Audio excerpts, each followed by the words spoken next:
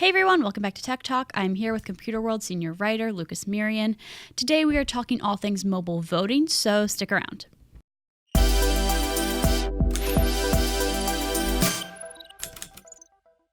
Lucas, thank you so much for coming in. Mobile voting is really on the top of mind here in the U.S. If you missed the news or if you're outside of the U.S., there was just a primary Democratic nomination election in Iowa that used mobile voting in some form that went a bit haywire. So we're really thinking about it a lot here in the U.S.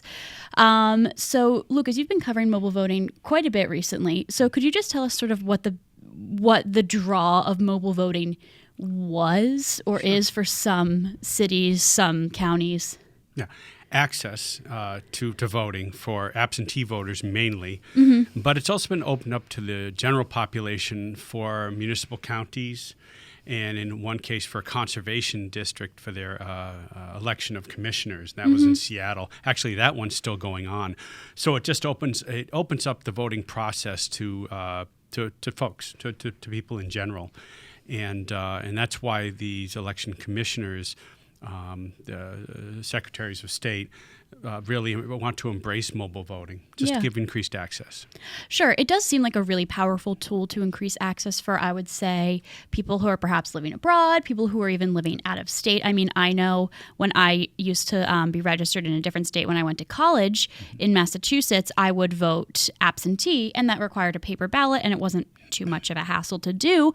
But I can see the appeal of mobile voting in that case if you can't be physically there to cast a ballot on election day. Absolutely. And I'm former military, and I know when I was overseas, or in my case deployed on an aircraft carrier, I didn't even think about voting. It never crossed my mind because, well, it's a process to vote as an absentee voter. And so I would suspect most people don't think about it. Maybe if they're stationed at a permanent duty station in Europe or elsewhere around the world, they might consider that. But if they're moving around, it's difficult. It's not easy to register as an absentee voter using paper, or in many cases, I don't think people are aware, you can vote via email in 32 states, That's I think. Mind-blowing to me. But this makes it to, in a mobile society now, it's a lot easier to just have an application. You're pre-verified.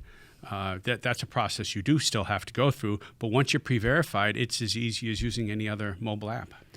And what I do want to touch on a little bit are these, actually not even a little bit, a lot bit, the security concerns involved in mobile voting, because immediately when you say that you're going to take a highly, highly important and what should be a trusted process, and you're going to use technology to implement it and to make it, available to more people, which is phenomenal.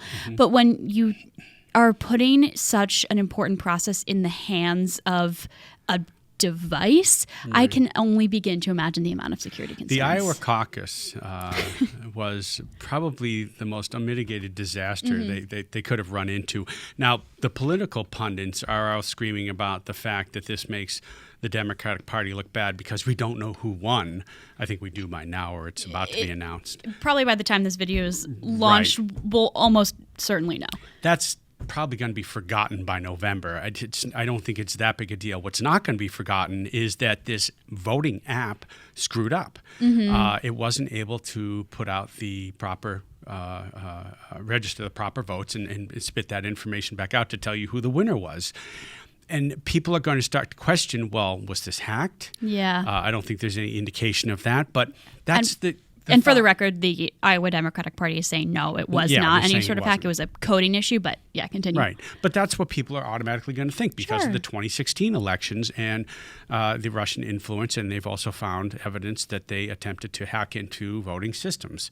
Now that we're putting things online, now that we have things on servers or in the cloud in most cases, this is cloud-based from companies like AWS and Microsoft, because they're not setting up servers of their own. They're using services to record this information. People are questioning, does this open U.S. elections to outside interference? And the Iowa caucus, even if that didn't happen, the fact that there was a screw-up, you have screw-up and application, and those two things are immediately going to be thought of. by the public. And that's what they're really concerned about. Now, the folks that I've talked to who have used these voting applications, and there's a half a dozen or so of them. I'm trying to think. You got Voatz, Voatz, Votum, Seidel, Secure Vote, and the most recent one that I've reported on is Democracy Live, and they're actually still involved in an online election in Seattle and the surrounding county. They're electing some commissioners to the Conservation Board there, but that's the largest one of all. So there are about half a dozen of them out there now, and they're all being actively used. Also, Estonia is the first nation in the world to set up a national online voting system. Wow. They did that back in 2015. Last year, for the general elections, they saw a 40% increase in online voting for the public. So it does work. It has been very good at making voting more inclusive for the population. But we're talking about Estonia, a country of 1.3 or 4 million people compared to the United States of 325, 300, whatever it is now, 40 million people. So it's a big difference, and experts point that out. Experts in general feel that it's okay to test this stuff, to pilot this stuff for, say, absentee voters, but they're still extremely wary and don't feel it's quite reached the level of maturity, if only for the perception to be used in general elections. They love paper ballots. Yeah. And that's actually an interesting point about this Seattle, it's the Conservation District Board of Supervisors election, right? So it's a relatively small election. Right. But am I wrong that I think Washington State uses almost exclusively mail-in ballots? I could be...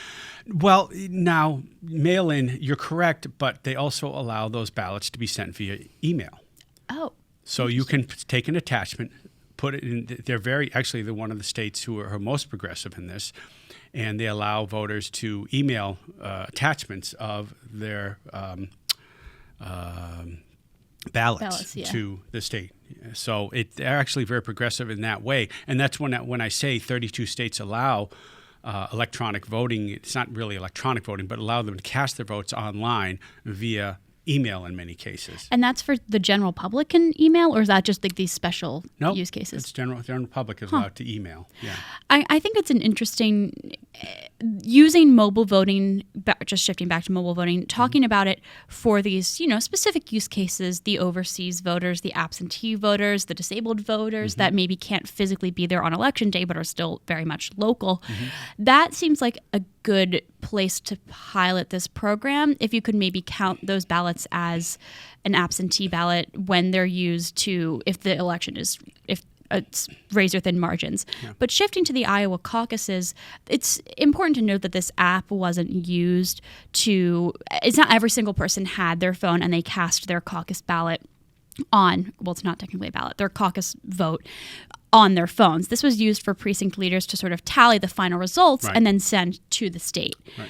And the issue with this app is that people couldn't one of the issues is that it seemed that a lot of precinct leaders were frustrated with the app and then instead turned to a hotline, which they could use and call in their tallies, and then they were on hold for a while. It just sort of seemed like a whole not well mess. vetted. And I don't even know if this app, as many of these other apps do that are used for online voting, use blockchain as an electronic ledger to record the vote. So you're not voting through blockchain, but it's in this immutable ledger that is used to record the votes and to keep those votes secret because the identity of the people voting is encrypted, only known to the state that's recording those votes or the entity that's recording those votes, because it's called a private ledger, not a public one.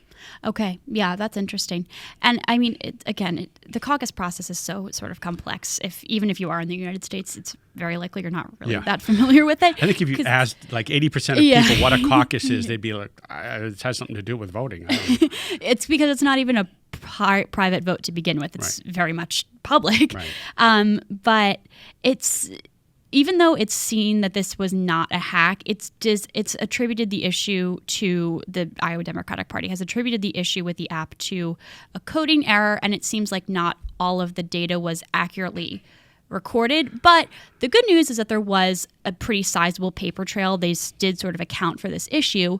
But there was also a fair amount of pushback in that there was, in the months and weeks leading up to the Iowa caucuses, which are the first in the nation, there were a lot of questions from reporters, security experts, asking the Iowa Democratic Party, because this is the first time they had used this app in particular, about the developer, who had vetted it, how it had been vetted, whether it was put through a stress test, and they were largely apprehensive to say any of this, perhaps because they wanted to protect it from any potential. They didn't want to become a target. Exactly. Right. But going forward, what do you sort of see as the process of mobile voting? Do you think this is going to really hinder any progress for a bit? Yeah, I do. I think this is a black mark on mobile voting, because there's already a lot of wariness about this. I think if you talk to state officials who have used mobile voting, they love it. They're not willing to use it for a general election or for the general population anytime soon, but they're saying these pilots should continue. But this just more, I was speaking to an election official in Seattle, and she basically said this is the problem. It's not that the technology is bad, it's the perception of using the internet to vote. So that's what she's most wary of, is starting to use the internet for this voting process, because people don't necessarily trust that this can't be hacked. Not that it can be. It's not even that they've found ways to hack it. They're worried that it could be sometime in the future, even if you're using encryption. So it's more about perception. That's why I say that this caucus glitch in the voting application is, again, it's about perception. It's about what this says in the eyes of the public. And it says that these applications are not bulletproof. They can fail. They can have coding problems. And maybe if they can have coding problems, they could also be vulnerable to attacks. And it seems like, from what I've read of your stories and your sources, it seems like the only true foolproof, and it's not even completely foolproof, way to vote is just the good old-fashioned pen and paper. Pen and paper. And what's interesting about even these voting apps is, in the end, they do print out the results. So it's not all electronic. Once it's cast, they print those out so that they can then be recorded, physically recorded and held. And stored. So they still have a paper trail attached to them. This just opens up voting to, as you said, people who are capable of getting to the polls right now. Yeah, I think it'll be interesting to see whether or not this specific app that the Iowa Democratic Party used is going to be used for pretty much one of the only other caucuses in the U.S., the Nevada caucus, which is in a few weeks before the rest of the primary elections start coming out. But I think it could potentially have been used in the Nevada caucus, but seeing how poorly it went over, I wonder if they'll just abandon that completely, or they'll try to make whatever patches are necessary, fix whatever bugs went wrong. But I guess we'll be finding out about that in a few weeks, and probably by the time that this video is live, we may or may not have any more insight about how the caucuses went. So with that, Lucas, thank you so much. You're welcome. It's a really interesting topic, especially now here in the U.S. And I mean, there's plenty of other elections going on worldwide, but worldwide, it seems like Estonia is really the pioneer in mobile voting. And they have embraced it. They love it. They say it works well. But again, small country. Yeah. Few people.